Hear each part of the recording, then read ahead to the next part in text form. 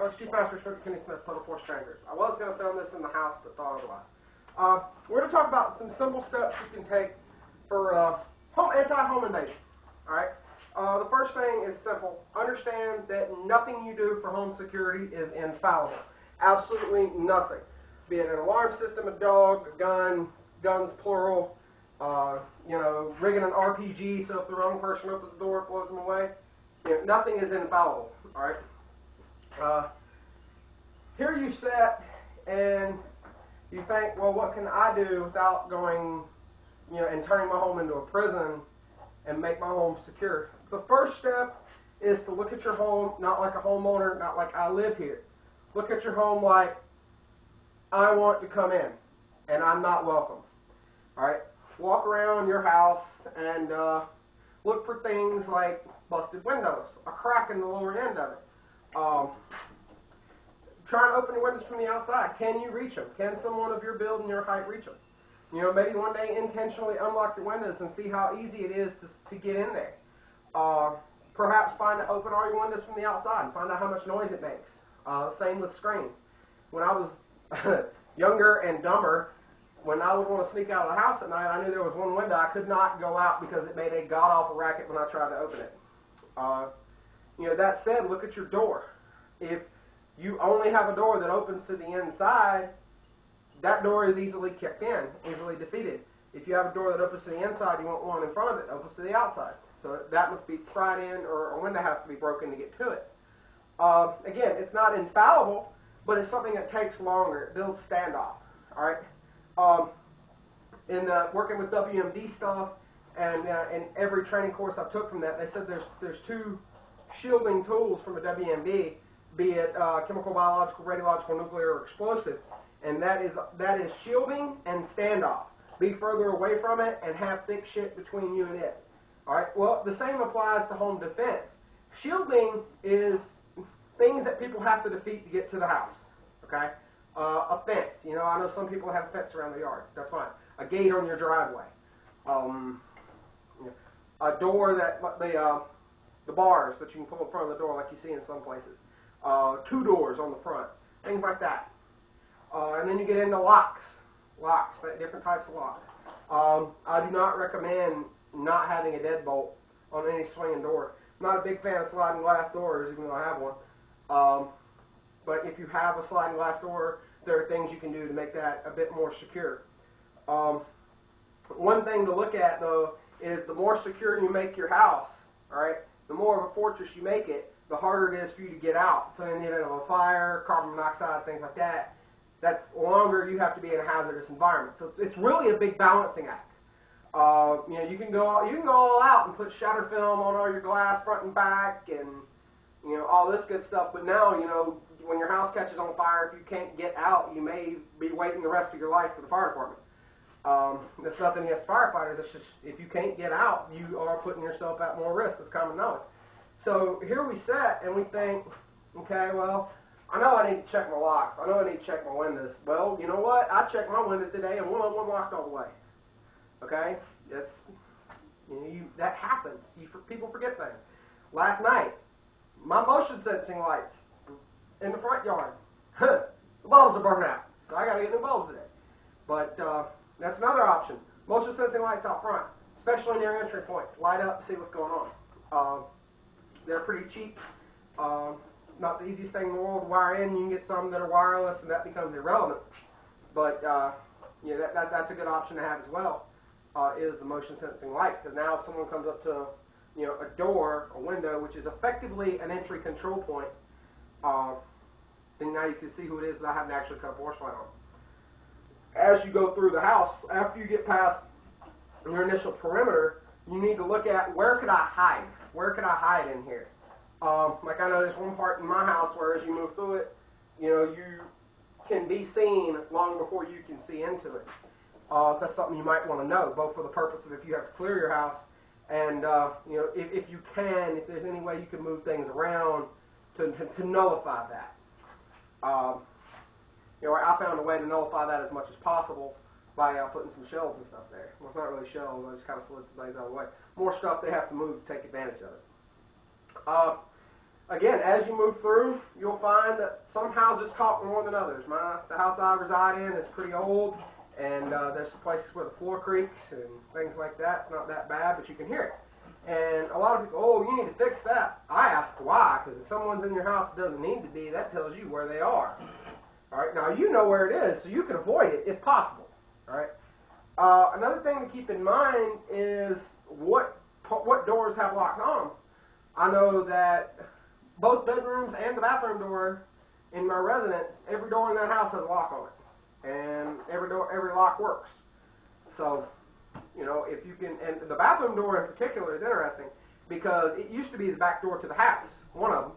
So you could step outside and you could actually be locked out from that door. Like I said, it used to be an interior door, or an exterior door, rather. So here you sat, and you know you're getting up, 3 in the morning to handle business, and someone comes in the house. They saw the bathroom light on, and click, flip that little switch, and now you're locked in there. Now you get to find out a way to break out of your own bathroom. Which brings me to hardware. A lot of instructors are so dependent, and I say this not because I know this for a fact, but the only advice you hear them give for home defense, besides what I just said earlier, lock your door, put your lights on, arm your alarm system, and get a dog, are use your gun. Use your gun. Do you grab your gun every time you go to piss at 2 o'clock in the morning? I don't. More often than not I do, but I don't every time. If I'm half asleep, no. Like if I'm literally like and dying, half dead on my feet, then probably not. I mean, I've forgot it a few times. Which brings me to another point. You may not have your weapon. There may be times when you don't want to use a firearm. If you live in a crowded environment, the firearm has a lot of advantage, but it also has some disadvantages too. Be it pistol, rifle, shotgun, if it'll go through the body of an offender, it'll go through the wall and kill somebody's kids. Something you have to take into account when you pick up a firearm is, everybody talks about the backstop. Now, that doesn't mean that just because I don't have a 110% safe backstop like on the shooting range, that doesn't mean I'm not going to use my firearm to save my life. No, it doesn't mean that at all. But it means I have to take additional precautions that I may not be able to take in certain environments. Okay? Like if I lived on a top floor apartment, what I might do on the ground floor, getting in a position where I'm shooting slightly down to keep my bullets from going in the upper floors is probably a bad idea. Okay? If I lived in a middle story apartment, now we've got a serious problem because if I angle up, I'm risking people up here. If I angle down, I'm risking people down here. All right? We all understand this. So you do need to be well versed in other options, not only for that, but firearms are extremely loud. We all know that. Now that can do 3 things. Number 1, the extremely loud part of it can disorient you. Number 2, it gives away your position to anybody else that may be in there. And number 3, it announces your intentions. So if you have someone that maybe is a serious, dedicated, and hardcore criminal that is also armed, they may be able to set an ambush for you. Okay? They may be able to attack your family that's over there. They may not be a dedicated criminal at all, and they may bolt. They may just start shooting through the walls towards the sound of your shot. All right? These are all things you have to take into account when you touch a round off. Now, how can it disorient you when you know you're going to shoot? Look, if you've never shot a firearm indoors, you don't understand how loud they really are. And muzzle flash at the end of it is why flash suppressed propellants are so important. Because muzzle flash and muzzle blast come together to create a flashbang every time you touch the trigger. Now, of course, if you put an air pro and things like that, that helps out a lot. But be honest, who actually thinks about ear pro when someone's coming in their house at 3 in the morning? As much as this is probably a bad example for me to say this, I do not. I pick up my gun, I pick up my light, I throw my knife in my waistband, and let's go. Let the dog out of the bedroom and let's have at it. Okay? That's just me. Right? That being said, long guns are not my first choice to defend my home with because, let me get a demonstrator right quick. Clear weapon. Alright, we're going to assume that this right here is a doorway. Even if I short stock this weapon, okay, I don't know if I was shooting shotguns like this, I've shot M16s like this, I've got an awful lot of weapon that may protrude from this corner, okay? If I'm shooting in a standard shooting position here, it's even longer.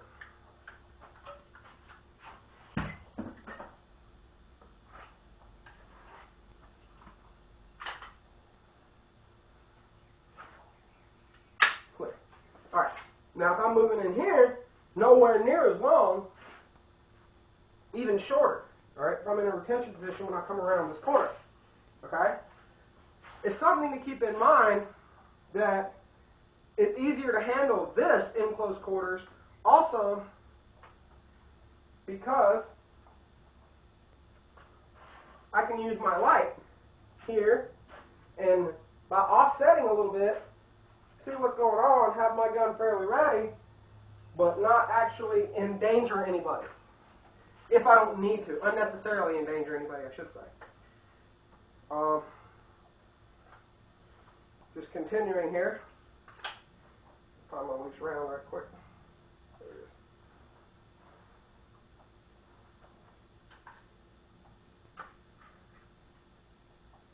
Alright. And for the record, there is nobody holding that camera. But again, you know, as I move through the house, okay, just make sure I didn't lose that loose round. As I move through the house here, this is much shorter, much more portable. I can use one hand with my light, do what I need to do, and make certain that all involved are as safe as possible. Hot weapon, front weapon. Push my holster back out here. Whereas, if I just pick up the shotgun, find my light again. Sure, I can by all means move with the light and the gun here, but I'm effectively one-handing it. Now, if I need to search and not point the gun, can I keep my light on and get a shot off? But now what? You know, there is a way to catch it in the pocket of your wrist, but that's not exactly quick. All right? Yeah, of course you can get up in here and do all kinds of function here, but that's less than desirable. All right? If you're using a long gun and a handheld light at the same time, it's not the easiest thing in the world to do. Of course, you can mount a light on your weapon, but then you're pointing your light that you're searching with, you're pointing the weapon at everything you're searching with too. So that's something to keep in mind. As far as loads for pistols, I like a 9mm. 115 grain plus P plus federal non-BPLE. It doesn't penetrate as deep as some other loads, and that's why I like it. It's less likely to go all the way through the body of the offender. That's the only backstop I can guarantee. You know, it works pretty well. For a rifle, I like a 223. I like a bullpup 223. I don't like ARs. I'm not a fan of the AR platform. I carried them in the Marine Corps. I still don't know what the big deal about them is. I just don't like them. That's nothing against the design. I just don't personally like them. I'm a real big fan of the Tavor and the FS2000 though. Short, light. You know, if I'm going to carry a small caliber gun, I want a small gun with it. That's just my personal preference, and your mileage, of course, may vary. So, you know, I've got a small weapon there. I like the 40 grain, 45 grain, the really high velocity bullets with that expand really quick. They don't penetrate as much as the other rounds, so they're not as great a general purpose round, but for a mag or two to keep on the gun to defend your home with, you know, they're fine. You can save the grain tip for when they get in the truck, and you can blast them in. You know, if you're using a bigger gun, 110 grain 308 works wonders. Bear in mind that 308 will penetrate more. The 123 grain VMAX instead of 62x39 is a great home defense round for that caliber. It's one of the few rounds designed for it, not meant for punching paper, but are actually designed to punch meat with. For a shotgun, I do not like double-aught buckshot for home defense. Great general purpose load, nothing against double-aught, but 2 3/4 inch, number 4, 34 pellet. That's what I like inside the house. A lot of pellets, it spreads more, a lot more different individual wound tracks inside the body. That being said, the lighter pellet, less mass, doesn't penetrate as deep, so I don't have to worry about going through as many walls. Shotgun slugs, unless you have a brick house, they're probably going to do some very serious damage. That being said, if a shotgun slug hits something, it's done. What if the only firearm you have in the house is Daddy's deer rifle? Well, Daddy's deer rifle is a very good stopper, I promise you that. But it's probably going to dig all the way through, and your walls aren't even going to slow it down much unless it hits a stud and goes through the stud and link box. For those of y'all that don't know what a stud is, it's a 2x4 that actually fills up the frame of the wall. And unless it goes through that 3.5 inch wide part of the 2x4, then it's not going to slow down very much. if you got a Magnum caliber rifle, 7 mag, 300 Win mag, 300 Weatherby mag, stuff like that, then you're getting very prohibited. 37 millimeter. Be advised, using a 37 millimeter launcher and possessing that at the same time with anti-personnel ammunition makes both destructive devices. I am not encouraging you to break the law here, but if you have a destructive devices permit, I think the most awesome home defense load you could think of will be a 37 millimeter flare projectile loaded full of number 4 buckshot. But bear in mind that is an NFA item and make both considered a destructive device. And I do not advocate you buy a 37 millimeter flare launcher and then load up a bunch of buckshot and then say, oh, they told me to. No, we're telling you not to do it because it's a federal crime. You will go to prison and Bubba will make you grab your ankles. All right, you don't want that. But that being said, I know some people that do have them, and I do know one person in this area who does have one listed as a destructive device, and he has it underslung under one of his rifles, and that is his home defense load, which is the 45 grain 223. I forget the bullet, and that 37 millimeter, and that thing is nasty. But there again, this is an individual that has both listed as a destructive device, and his AR that it's mounted on is actually a SBR. Again, a legally registered SBR. So, if you have the cool guy stuff, that's great. But again, don't make your stuff the cool guy things and put your stuff in violation of the law just because I said it's cool. Because I didn't say it was legal. I said the platform is cool, not that it's legal. Keep that in mind. Which brings me to the next thing. You have to understand laws in your jurisdiction before you can defend your home. Here in North Carolina, where I'm at, if someone is actively trying to force entry into your home, you're cleared for deadly force right then and there. Castle doctrine, baby. Once they get inside your house, it's a bit more of a gray area. It comes down to what are they doing. Now, I know some people that'll say, well, you leave a knife sitting there, they grab it, and now you're in fear for your life, and you can shoot them. I understand that, but we've just established that maybe shooting them isn't necessarily the best thing you want to get into. If they're not alone, obviously, you've announced your intention and position to their friends, and they can do whatever they're going to do. Maybe they run, maybe they bolt. Maybe they decide to open fire on you. Maybe they picked up that knife and they cut someone in your family's throat because they're in their bedroom rummaging through jewelry boxes or whatever. Something to keep in mind. Next thing on that is if you can avoid taking a life, that is always better than taking a life. Okay, so maybe if you can come in there and use the empty hand technique, put them down, not put them down for good, but put them down, get them into a position of submission. Now, I'm not advocating at all that you attempt to incarcerate somebody if you're not a police officer, or you put them down and attempt to hold them there and get into a wrestling match with them. I'm not saying that at all. If you feel you need to use deadly force, you need to use deadly force. I'm just saying you should be confident in using other options than the gun, because there can be gray areas as to when the gun's legal. And back to the original part of this discussion about using weapons other than the gun.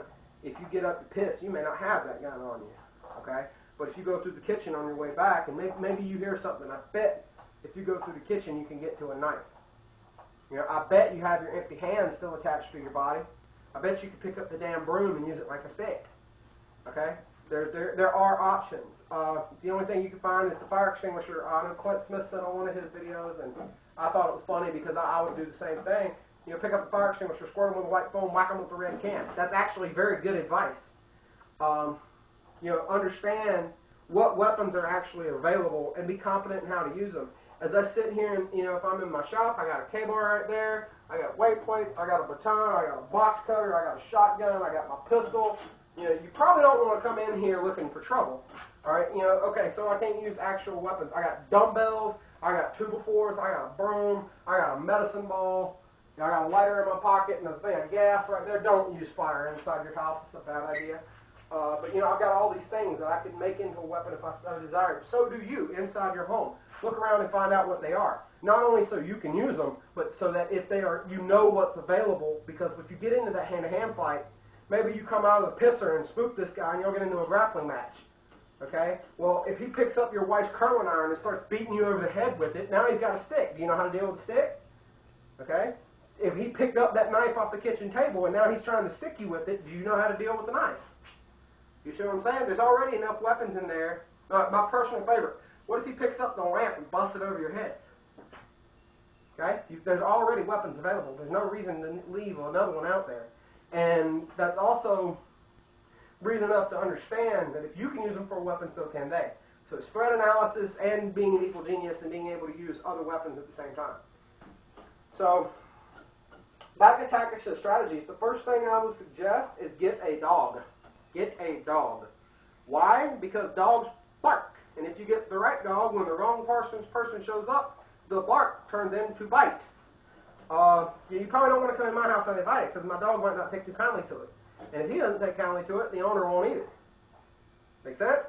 Now, you don't have to have a German Shepherd like I have. I love the breed. I can't say enough good things about German Shepherds, but I know a lot of people don't have the room for them. And there are a lot of people that just don't have the mental capacity, and I'm not saying that to insult their intelligence. I'm talking about the dedication to working the mental dedication to working a German Shepherd, how they need to be worked to be what they are, and an understanding of the breed as well. Not everybody needs a German Shepherd, not everybody wants a German Shepherd, but any dog you get is better than nothing. Even if you get a mean-ass cat that likes to scratch the shit out of new people, when they holler, that's a good thing. If you have a dog for home defense, I would highly suggest leaving the dog in the house when you go to bed.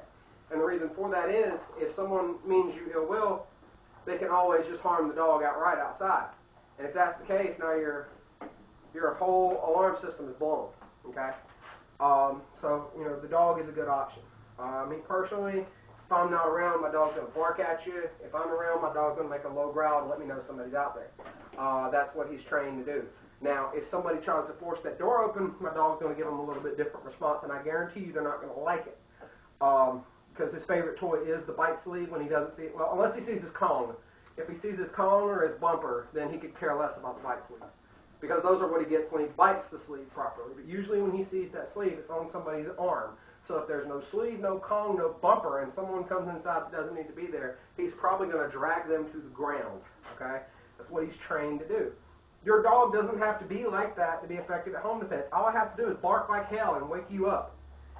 Because there have been criminals talk to burglars in prison, and why didn't you choose this house? They had a dog. He started barking when I come up on the porch.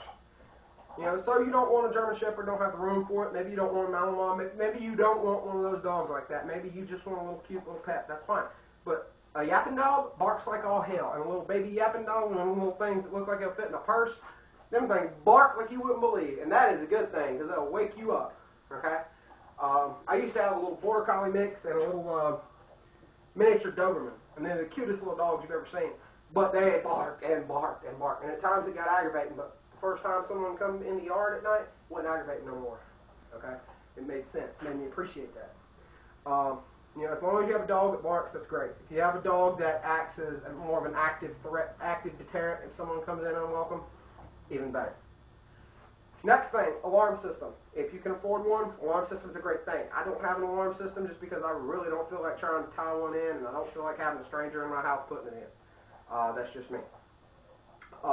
If you have an alarm system, make sure it's armed. The downsides to the alarm systems are you can accidentally leave it unarmed. You have to make a conscious habit, arm it all the time. The upside to an alarm system is if someone breaks in, it calls the police. If the house catches on fire, it calls the fire department. If you push a panic button, it calls EMS. It's a good thing to have. So get an alarm system. The next thing is look for kick plates. They're metal plates that go around where your door locks, and it makes it harder for people to kick in your door. The last thing that I'm going to say, well, I got a few things here. Check your windows. All right, a lot of people gain entry through windows. Make sure your windows are locked, and look on your window frame above where the window slides up at, above the locks. There may be a tab that you can pull out that only lets it go up like this far. I know all of my windows have that, and I use that feature religiously. And of course, make sure your windows are locked as well. And understand that the top window part slides down too, so somebody may be able to get to that. Next thing, use all your locks on your door. If you have a doorknob lock and a deadbolt lock, use both of them. If you have a lock on the outside screen door, use it, because now that someone either has to break a window or force entry through that to get to the main door. That's more sound, more time, more standoff, more shielding. Okay? Outside motion detecting lights. Put them near your entry areas, your doors, windows with nothing close by that are low enough to the ground where someone standing on somebody's shoulders could be lifted into. Things like that. Things that are just going to come on. They may spook that person away and turn a home invasion into an attempted home invasion. That's a great thing. So, the outside motion sensing lights are great. I got to replace the bulbs in mine because I realized they were burnt out today when I was getting ready to make this video, actually. So it's a good thing to have those outside motion sensing lights. Use all your door locks. Sliding glass door. If you have a sliding glass door, which I do, there are these little rods you can buy. They screw into the door frame on one side. They fall down. They won't let the door slide open but so far. Those are a good thing to have. Now, I actually do have shatter film on my sliding glass door, so it's not impossible to bust the glass out, but it's much harder. It takes longer. I want to waste more time. Standoff shielding. More time for the dog to wake up and do what he does. More time for me to wake up and do what I have to do. So those are just some simple tips to keep in mind. On a few different things when it comes to home defense. Keep in mind the family that you're protecting is yours. Ask yourself, what do I need to do to ensure that they stay safe tonight? And then do it. It's pretty simple. You don't have to turn your house into a fortress. You don't have to have, crazy stuff. Just use some simple common sense and you learn your house. Learn your house. That's what it really comes down to. Last piece of parting advice I'm going to send you off with. There's three here. Number one, talk to your local law enforcement officers. Build up a rapport with them because they may very well help you out. If there's break-ins in the area and you call someone you know, they may tell you a little bit more than the desk sergeant may. Next thing, call your local law enforcement staff. Call the DA. Call the chief of police. Call the sheriff. Call the chief deputy. Call whoever the second in command is at the police department. Call your precinct commanders. Whoever. Call someone that understands what's going on. Be like, hey, look, I've got some questions about home security. Find out what they say. Get their opinion because no opinion is wrong. Might not necessarily be what you want to do, but it's not totally wrong either. All right. Talk to all your local law enforcement. Find out what the laws are, what you can, can't, will, and won't be prosecuted for when it comes to home defense. Find out what is going on in crime training. Find out, hey, I'm concerned about break-ins. Is there anything you can tell me about what might be going on so I can better secure my home for it? They may tell you, they may not. But if nothing else, you can at least ask about the laws pertinent to home defense and things like that. And who knows, maybe they'll send someone out there to do a home security check and tell you what your weaknesses are. Even better. And the last thing that you need to do is get on the computer and look up Nixle. N-I-X-L-E. Great service. I know a lot of the departments in this area use it. Southern Pines Police Department, which is the biggest department in the area, they use it frequently. They're on there all the time. So is the sheriff's office. Southern Pines posts all kinds of things on there. The sheriff's office usually uses it to post arrests and things like that. But those are the two most active in the area on there. Pinehurst Police Department, which is local to me as well. They post like community notifications and stuff like that. But it's really good information, really good stuff on there. It's everything from what's going on criminally to hey, there's major construction or an accident here, avoid this road. It's a good thing to have. And the cool thing is they send all this information and they talk about break-in MOs because they're asking for the public's assistance in solving the crime, which is the primary purpose for them putting it out there. But you can use it yourself as free intelligence. So check your locks, use your locks, dog alarm system. Check your windows, use the locks on your windows. Motion sensing lights. Choose your weapons carefully. Understand the limitations of your weapons. Understand what weapons of opportunity are in your home. Talk to your local law enforcement to gather information on what's going on. Talk to the DA and law enforcement as well to find out what you may or may not be prosecuted for. And subscribe to the Nixle. 13 common sense tips and a lot more words to that. I hope y'all enjoy this video and let's get some good discussion going on. Check us out on Facebook, Twitter, Google+, and we're on all of them. Twitter is the only one that doesn't have something to do with Total Force. That's me personally, Kenny B. Smith, at Kenny B. Smith. Website, totalforcetraining.weebly.com. And if you'd like to get some training, shoot us an email, totalforcecombat@gmail.com, or give us a call at 910-466-1506. 910-466-1506. Hope y'all enjoy this. Stay frosty and keep your home safe tonight.